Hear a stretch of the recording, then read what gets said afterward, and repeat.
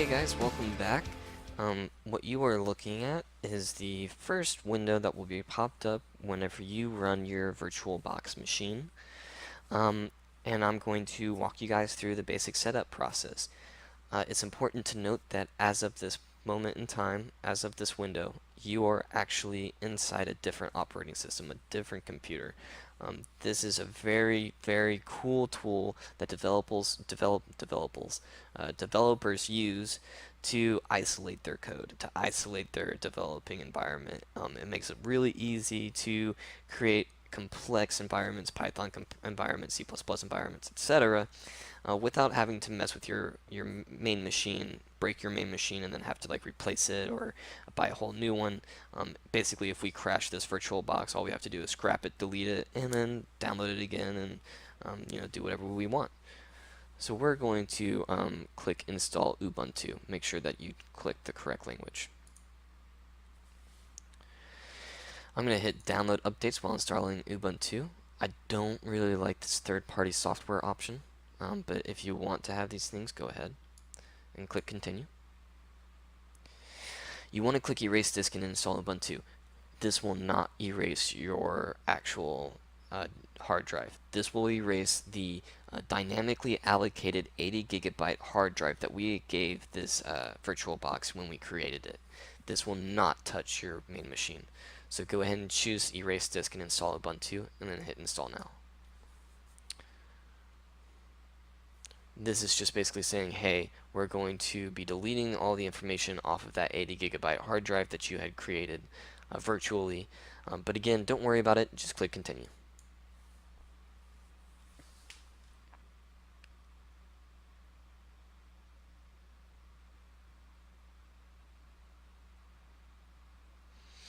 And then I guess it's just loading. Eventually a window will pop up with like a progress bar of it downloading and installing Ubuntu on your machine.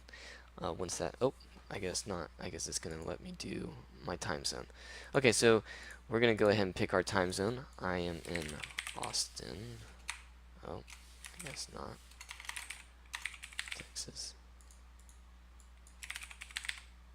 Okay, weird. I'm just going to click continue then.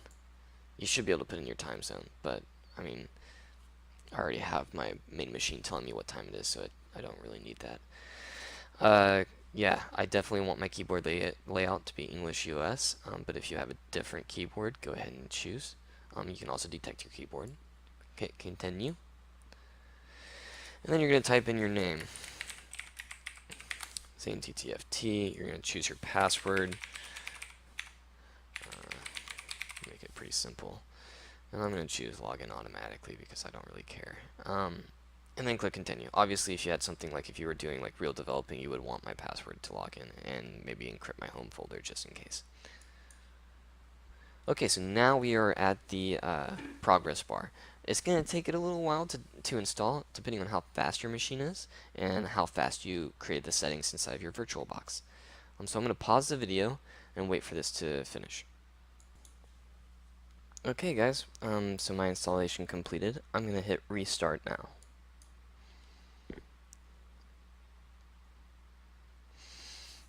And then the VirtualBox will restart the Linux machine and bring us up hopefully to our desktop.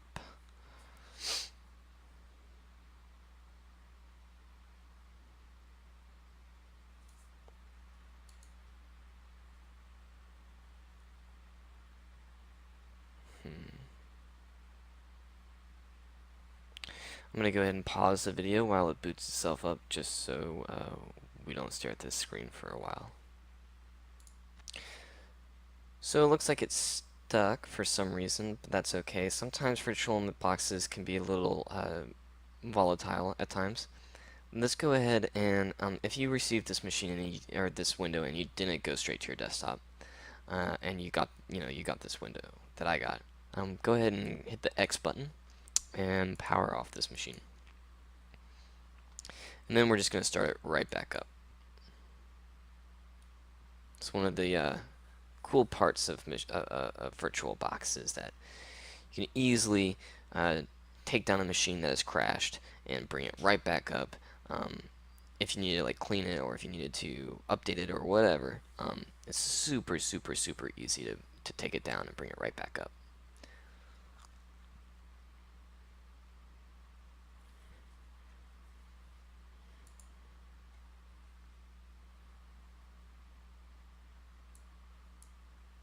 Hmm.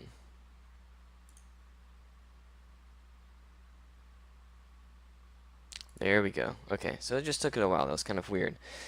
But now we're on the desktop. If you chose to log in every time you start up, you will have to put in your password, obviously.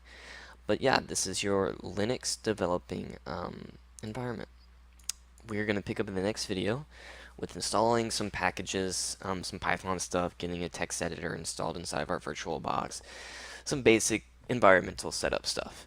So yeah, alright, talk to you guys later.